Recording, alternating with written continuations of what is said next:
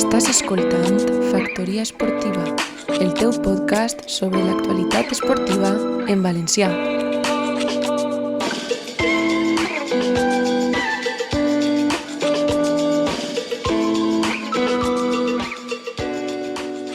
Hola, què tal? Siguen totes i tots benvinguts. Així comença la segona temporada de Factoria Esportiva. Enguany tindrem moltes novetats, però sobretot moltíssim esport. La línia continua. Volem donar visibilitat a tot l'esport valencià amb informació, opinió, com no, i el nostre característic to d'humor. Però abans de tot, deixeu-me que us presente el nou col·laborador del podcast.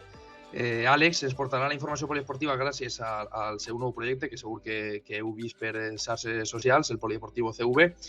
I per això hem hagut de rebuscar, com qui espigola cebes al camp, per a trobar el millor periodista jove de la capital de la Jai Ribera, el deixeble de Josep Guardiola i Sala, el gran Rafa Nogués. Com estem? Benvingut! Hola, Carlos. Moltes gràcies per la presentació. Potser t'has passat en algunes coses. Deixeble del gran Josep Guardiola i Sala és difícil.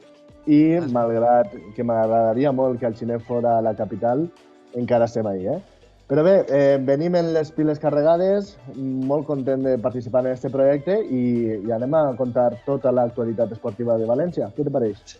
Molt bé, molt bé. Anem a parlar perquè què millor manera de començar que amb la matèria, no? Tenim molta informació des de que va començar la temporada, perquè, òbviament, ha començat primer la temporada dels esports professionals que la nostra segona temporada, però per això estem així, per a contar els inicis. Com ha sigut l'actualitat de l'esport en temes de futbol? Bé, doncs, principalment la Factoria Esportiva ens anem a centrar en la informació sobre el Llevant i el València i, malauradament, cap dels dos ha començat massa bé. Parlem primer del Llevant, si te pareix. Penúltim, classificat a la Lliga. Sabem tota la destitució de Paco López, l'arribada d'un nou entrenador, que no ha canviat la dinàmica i són 6 empats en Lliga, 7 derrotes, penúltim i no troben la tecla, Carlos. Sí. Per part del València, arribada de Bordalàs, intentar canviar l'espírit d'aquest grup. Crec que s'ha aconseguit en part, però van tindre una ratxa mala, 7-8 partits, on sols es van obtindre 3 punts, i ara mateixa de 10ª posició, compartint puntuació amb el Barça, un altre equip que tampoc està massa bé. I bé, anem a repassar, si vols, l'actualitat més immediata, la del cap de setmana passat, on el Llevant, com t'he dit, continua sense trobar la victòria, 2-1 contra el Glorioso, contra l'Alavés, en un partit en el que t'avances en el minut, pràcticament minut 15 ja t'has avançat en un gol de Frutos, un gran passe de Malsa, però no aconsegueixes tancar el partit. Mira que va ser un partit d'estos que costa de veure, que fins al minut 75 no va haver pràcticament cap ocasió, i en el minut 75, de Frutos, que havia marcat el gol, doncs comet un penal evitable sobre Duarte, empata l'Alavés, que se'n ve amunt, i a partir d'ahí apreta un poquet, centra lateral en el minut 90 i José Lu, que havia transformat el penal en el minut 75, doncs fa un doblete i envia el Llevant a casa sense cap premi a nivell de puntuació. Sí. No sé com veu la situació del Llevant. Millorable. Jo crec que estan ben fotuts i la cosa que més llàstima me dona, i ho he comentat en marca quan he tingut l'oportunitat de participar, que dona llàstima veure i s'estadi que han construït i que el projecte l'any que ve puga estar en segona divisió. Seria una notícia dolenta. És una de les temors que té dins el club, que té plantilla per almenys obtenir una mica de millors resultats, sobretot obtindre aquesta primera victòria que els catapultaria a intentar sortir de la zona de descens, estan a 5 punts. Però bé, a poc, esperem que aquesta aturada de seleccions masculí pugui fer que Pereira organitzi un poc més l'equip i que pugui ja entrar en dinàmica, i a veure si a partir del cap de setmana següent poden dur a la fitxadora nota la primera victòria. Si vols, Sí, tenim actualitat, no? També en els seus veïns de Blasco Ibáñez, no? De l'avinguda Suècia, que passa per el València. Només puntuar que el Llevant el pròxim partit contra l'Atlètic Club, un partit difícil, però esperem que un partit en casa se pugui guanyar. I correcte, com havies dit, els seus veïns de la capital, el València Club de Futbol, que a nivell de sensacions és molt diferent, i sobretot després de l'últim partit, quina remuntada, ningú se l'esperava, se posa l'Atlético de Madrid, tot un Atlético de Madrid, un dels 3 millors equips de la Lliga i que va lluitar per el títol fins al final. Se posa al davant, gol de Suárez, minut 35, en una mala acció defensiva de Diacabí, tot s'ha de dir. I el València continua, no se'n va del partit, empata en el minut 50 en una gran acció de Guedes, que hem de parlar algun dia parlarem del nivell de Guedes, perquè pareix que torna a ser un jugador que pot elevar i catapultar el València en millors posicions. Ja era hora. Ja era hora, després dels 40 milions que va costar també. Acte seguit, marca 2 gols a l'Atlético, un de Griezmann espectacular, conduint el baló 20-30 metres i clavant-la a l'escaire. Després una de Versálico, després d'una jugada un poquet embolicada, i a partir d'ahí tot el món en Mestalla 1-3 contra l'Atlético, sabent la capacitat defensiva que té. Doncs tot el contrari, el València se'n ve amunt, pèrdua de Condovia, ex-valencianista, Gallà s'entra per a Hugo Duro, que havia entrat en 1985, i a la butxaca. I en el temps de descompte, córner, Guedes per a Hugo Duro, cabota i dins. 3-3, i no sé què on veus a Hugo Duro, ha sigut una de les revelacions d'este València, sens dubte. Home, de fet, no sé si el preu de venda després de la sessió crec que eren 4 milions d'euros. Jo crec que seria una compra lògica que podria fer el València Club de Futbol. I no sé si tens alguna notícia més, alguna informació més sobre el València Club de Futbol masculí. Sí, València jugarà contra la Real Societat el pròxim partit. La Real Societat que va líder, recordem, de la Lliga. No se aventura uno a dir que continuarà ahí durant tota la temporada per tenir un equipàs, 2 plantilles pràcticament, i dir que no comptarà en Guillamón per aquest partit per les 5 targetes que esperarà el partit de la Real i que veurem qui el substitueix, presumiblement.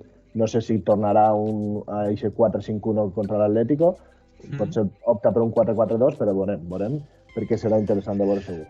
Doncs sí, tanquem així la informació masculina del futbol i ara parlem de futbol femení. En Factoria Esportiva parlem de futbol femení. Bé, com diem, el Llevant a nivell masculí, el pròxim partit serà contra l'Atlètic Club de Bilbao, i a nivell femení el Llevant va jugar contra l'Atlètic Club de Bilbao. Efectivament, 2-3 guanyaren les nostres jugadores i remuntant el partit 2 vegades, que me va agradar molt aquest fet. Sí.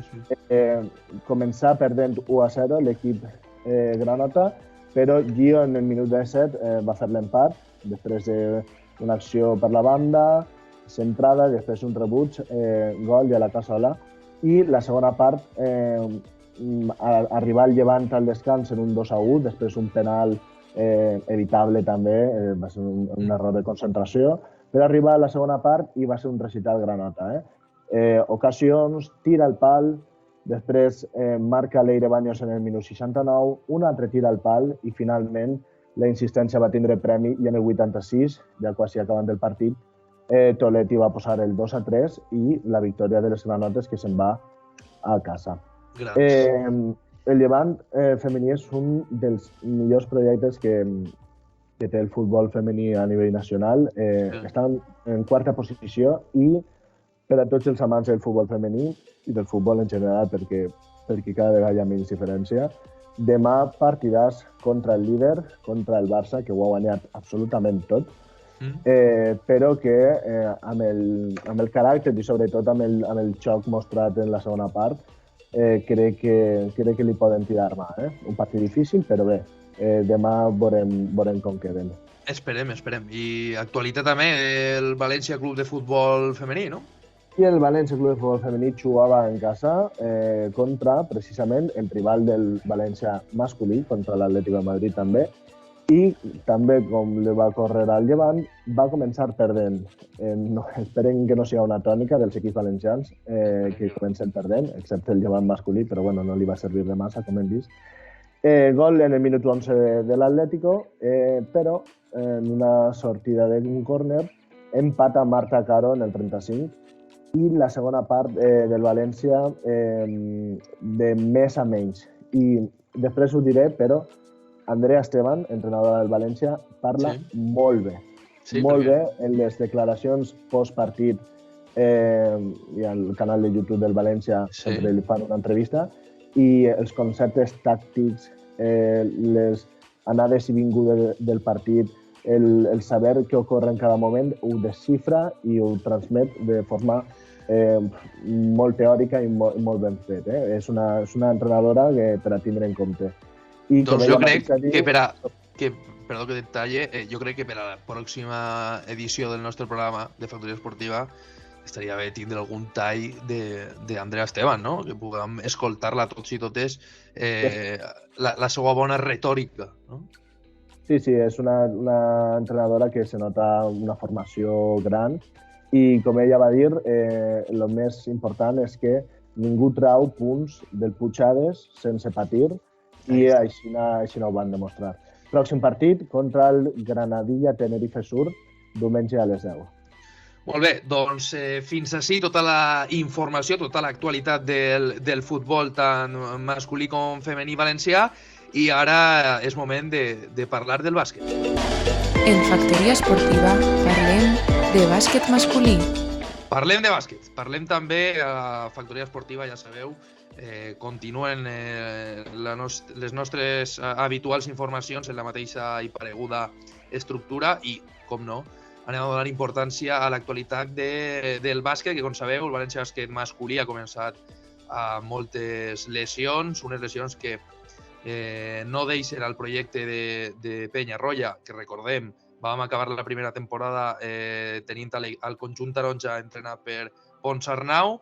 Va ser molt criticat, vam parlar d'ell, vam tindre inclús una edició d'opinió pròpia sobre Jaume Ponsarnau i personalment jo el defenia, però els temps canvien i tenim nou director del vaixell, tenim a Penyarroia i l'actualitat és complicada, no? Perquè moltes lesions no aconsegueixen tindre una continuïtat de victòries, però tot i les lesions, que recordem són fins a 9 jugadors, solament Puerto i Pradilla han sigut jugadors que no han estat lesionats en aquest inici. De fet, una cosa important que hem de parlar d'aquest inici és que molt de mèrit el que està fent Penyarroia amb molta gent de la Pedrera, de l'Alqueria del bàsquet, el propi Guillem Ferrando i Millán Jiménez, que ja van debutar amb Ponsarnau, el fitxatge del segon equip del Le Plata, Gonzalo Bressan, i tot això se suma a Puerto i a Pradilla, que són dos joves que estaven ja al primer planter i que, òbviament, estan sent un poquet els que mantenen la viabilitat del primer equip i fins ara la seva, podríem dir, bona classificació en Lliga per al context que viu i una decent actuació en Eurocup, que si te pareix, Rafa, anem a repassar els resultats de l'última setmana. València Bàsquet masculí va guanyar diumenge, després de no haver començat, després de 4 jornades, guanyant en casa, i València Bàsquet va guanyar al Joventut de Badalona per un punt en l'últim minut de partit, 2 tirs lliures de Bojan Dubljevic i un rebot importantíssim de l'Averí, va donar la victòria al conjunt taronja en la Fonteta i sumava així la primera victòria com a local en aquest inici de temporada. I arribaven partits més complicats, el de la Virtus de Bologna, el passat dimecres, un partit que, com sabeu, la Virtus de Bologna enguany és un dels favorits perquè ha fet molts bons fitxatges i ho van veure en el partit. Teodosic, Bellinelli, Nicolo, jugadors de molt nivell i que dirigits per un entrenador com Sergio Scariolo, que jo crec que tot el món que estigui escoltant del podcast coneix a Sergio Scariolo, i si no el coneix per la seva dedicació a clubs, és a dir, a Toronto Raptors, Virtus de Bologna, Unicaja, el propi Madrid. Si no fora per això, seria per la selecció, que de fet l'últim Mundial va guanyar ell. Però centrant-nos en l'actualitat de València Bàsquet, victòria importantíssima, també per un punt, treballada, van arribar a estar 22 punts baix i la remuntada va ser espectacular a base de garra. I per a mi el millor jugador del partit va ser Jaime Pradilla, que de nou, amb molta garra, molt de caràcter, va treure el partit. Una defensa també espectacular del xiquet d'Almussafes, de Josep Puerto, uno de la Ribera com tu. I crec que és l'única cosa que pot destacar el València Bàsquet i a la que es pot agarrar en els partits que té ara, en la seva actualitat, perquè clar, amb tanta baixa continuen lesionats Mike Toby, Víctor Claver i Neno Dimitrijevic, i encara li queden moltes setmanes. De fet, Mike Toby segurament estiga sí, crec que més de 2 mesos, i segurament torna a les pistes en gener. No sé què opines tu de les lesions. Bé, és el que has comentat, és un inici de temporada molt complicat a nivell lesions, tirant de la cantera com mai s'havia fet, i això també està repercutint en els mals resultats del València de La Plata, que encara no ha guanyat en Lliga, però òbviament si no tens jugadors perquè estan jugant en el primer equip, també repercutís, i sobretot la lesió tu ja ho saps, ho comentem almenys des de la meva boca sempre és, la lesió de Toby és molt dañina per a l'equip, el millor jugador de la història d'Eslovènia. Això t'anava a dir, podríem dir que segurament... Si algú vol criticar-ho, que passi per el podcast. No, sí, exacte. Jo t'anava a dir que pot ser que sigues tu el primer membre de la penya Mike Toby? Sens dubte, és un jugador que m'encanta, que té rebot, que té tir exterior, que té finalització prop de l'aro. És espectacular. I no té més. No anem per ahí, no per ahí. I sobretot també Dimitrijevic, me sap mal que estigui lesionat, perquè va fer un partidàs contra el Morabanc Andorra. Sí, de fet va guanyar ell el partit. Va guanyar ell el partit, malgrat que va ser Hermanson el màxim anotador d'aquest partit, va ser Dimitrijevic el que va tirar del carro, i quan pareix que uno despunta, cau lesionat. Una autèntica plaga. Doncs, si te pareix, anem a parlar dels pròxims partits. El cap de setmana, el València Bàsquet, que viatja a Barcelona. El diumenge a les 6:30 s'enfrontarà a l'equip de Sara Jasikevicius, que ahir va donar una pallissa espectacular a Baskonia. De fet, en alguns moments guanyava inclús de més de 33 punts, és a dir, una barbaritat de l'equip barceloní.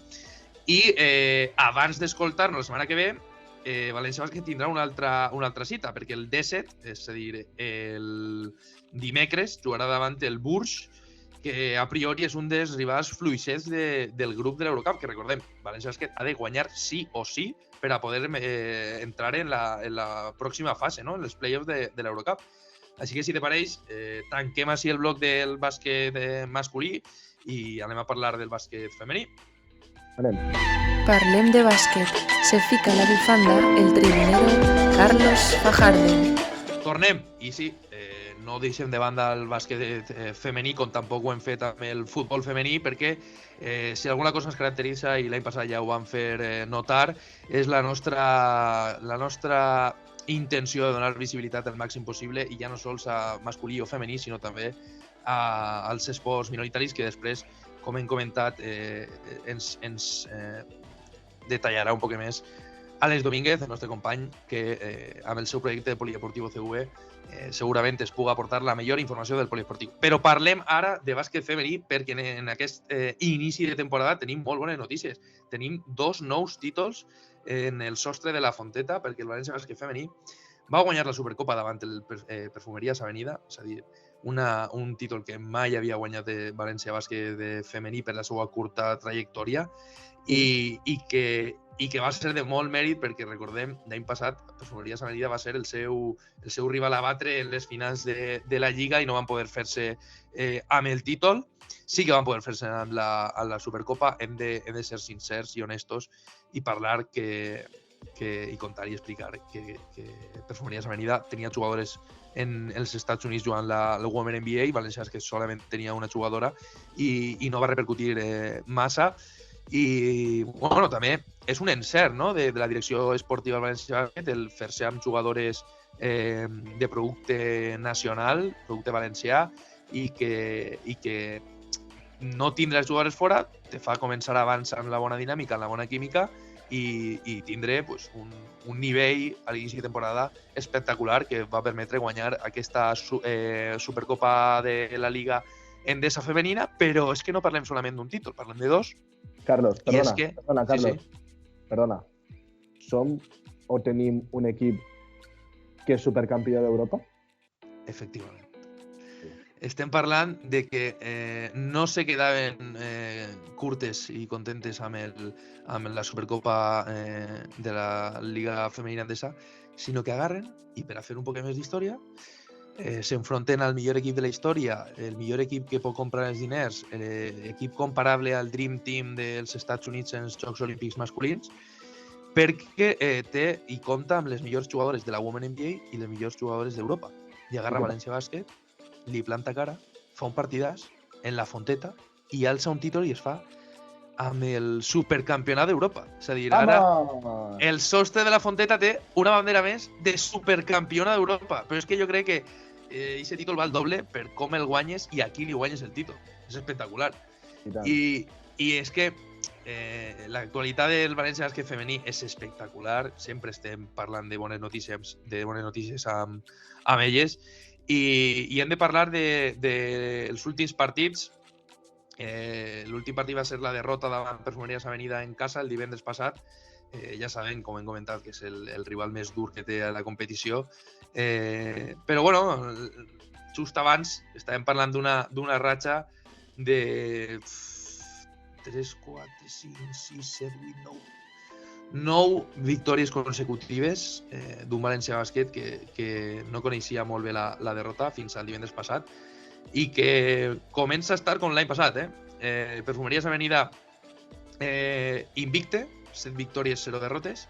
València Bàsquet, 6 victòries, 1 derrota. I Girona, 5 victòries, 2 derrotes. És a dir, ja estan els 3 equips ahí dalt i ja van estar tota la temporada pegant-se colzades. I abans de tancar l'actualitat del bàsquet femení, que no se'n passe el partit de la pròxima jornada, que València Bàsquet juga davant un debutant de la Lliga, el Leganés, un equip que a priori ha de ser un partit no molt complicat i que el seu rècord és de 2 victòries i 5 derrotes després d'haver acomiadat els 2 entrenadors que havien ficat per al seu projecte. Primer va ser un estadounidenc que venia de NCAA, se'l carreguen abans d'arribar per qüestions d'abusos i d'assetjament en la seva universitat, és a dir, Leganés va tallar ràpidament aquesta actitud.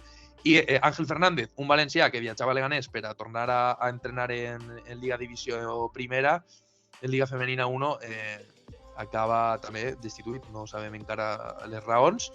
Així que València Bàsquet s'enfrontarà a un Leganés que arriba un poquet amb alguna coseta que ajustar i un poquet fent-se a la competició.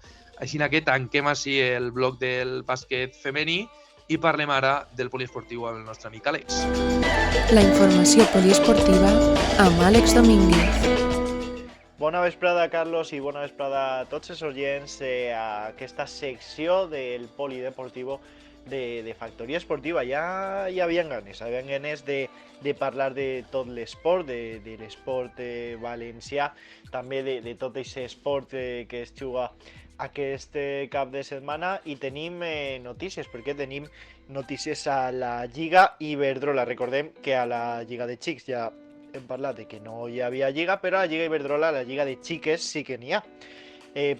El Llevant té de males dots un partit complicat davant el Barcelona. Recordem, Barcelona 9 de 9 en victòries, 52 gols a favor en 9 jornades. Està jugant d'una manera sensacional i és un equip d'una altra divisió. El Llevant lluitarà el que puga i això de segur és que competirà el partit, però el que és clar és que el Barcelona és el millor equip de la Lliga i poc n'hi ha que fer en aquestes ocasions. Tant de bo aconseguisca un bon resultat. També tenim que parlar del partit del Villarreal, perquè juga el diumenge a les 12 davant el Sevilla, després d'aquesta jornada de replegar eixa derrota davant el Granadilla por 0-2, que el deixa molt malament a la Lliga en l'última posició. I finalment el València, que juga davant precisament ese Granadilla-Tenerife el diumenge a les 8. Així que estarem molt atents, tot això en un marc de polèmica, perquè han sancionat al Llevant, al Villarreal i a la Reial Societat amb 3 punts per no portar el pegat a la manga.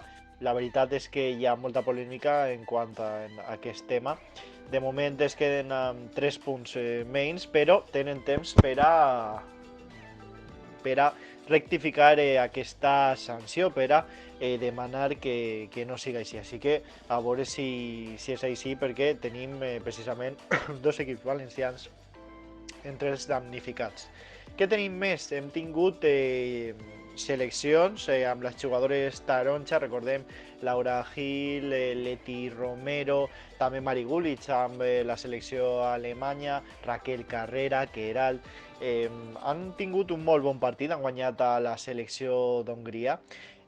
Molt bon partit de Raquel Carrera, l'única que no va jugar va ser Leti Romero, però molt bon partit de totes les taronja, també de Mari Gulic. En quant a més esport, a l'hoquei no hi ha partit de València Club d'Hoquei, així que aquesta setmana descansen les xiques, també descansen les xiques del rugby, així que no tenim aquest esport aquest cap de setmana. Seguim amb notícies perquè ahir es va fer oficial aquesta València Gay Games 2026, una iniciativa molt bona, una iniciativa en la que València ha aconseguit superar a ciutats tan fortes com Múnich, una ciutat, la ciutat alemanya que bueno, a nivell econòmic és una barbaritat, i també ha superat la ciutat de Guadalajara. Així que tindrem València Gay Games 2026, un altre event a la ciutat de València que és sense dubte la ciutat de l'esport al cap de tota Europa. Seguim amb més notícies. Hi ha Lliga de Rugby, recordem que juga aquest cap de setmana les Abelles, tenen un partit important davant de Ciències Enerside, no jugarà la Vila, que el farà la setmana que ve. Al voleibol també tenim partit, juguen els xics i les xiques de voleibol València, els xics aconseguiren el seu primer punt la setmana passada, aquesta setmana juguen davant el Melilla i les xiques estan a la primera posició, són líders de la Lliga, així que estarem molt atents a tot el que facin les xiques del Club de Voleibol València. Per a ir finalitzant aquesta secció també hem tingut Lliga d'handbol, hem tingut a les xiques de Leig que van caure aquesta setmana, i el cap de setmana juga el Morvedre davant el Valladolid, així que bona sort per a les xiques de Morvedre. Tindrem també al Benidorm, que està a la primera divisió, a la Lliga Asobal, i també tindrem a la segona divisió a Port de Sagunt, d'Alicante, i a les xiques Almassora, Elda, Llevant, Marni, Mislata. Un menú molt complet d'handbol aquest cap de setmana que esperem que no vos pergau. El cap de setmana per al Polideportiu en València Capital Ràdio serà de les 4 a les 8 i el diumenge de les 5 a les 9 fent aquest partit de València davant el Barça de bàsquet masculí. Així que vos esperem a tots i m'acomiado ja d'aquesta secció. Tornarem la setmana que ve amb molt més i molt millor. Subscriu-te a Factoria Esportiva en YouTube. Així és, Àlex, molta informació i esperem que bones notícies la setmana que ve. I fins així el primer programa, Rafa. Anem tancant, no sé com ha sigut la teua primera experiència, jo ja t'he dit que per la meva part encantadíssim d'estar compartint amb tu un espai, i si vols, recorda'ns les xarxes socials, on es poden trobar? Doncs és molt senzill, a Twitter @fesportiva i a Instagram @factoriaesportiva. Esteu atents que no pararem de pujar contingut, esteu atents a algun sorteig que altre que tenim preparat I bé, ha estat un plaer compartir amb tu estos minuts i la setmana vinent més i millor. Exacte, més i millor. Recordeu també que ens podeu seguir a Spotify, a YouTube, a iVoox, en pràcticament totes les plataformes. Us estarem esperant. Un plaer, com hem parlat, compartir aquest espai. Ara ja no ens separem, Rafa? Comencem aquesta segona temporada amb moltes ganes i moltes gràcies per estar escoltant aquest primer episodi de Factoria Esportiva. Esperem que li doneu molt d'amor, que ens doneu a seguir, que us recomaneu i que tinga molta vida a Factoria Esportiva, perquè, com sabeu, sempre estem donant-li molt d'amor, molt de carinyo i esperem que estiguem totes les setmanes donant-vos la informació que mereixeu. Així que fins la setmana que ve, Rafa. Vinga, adeu. Adeu.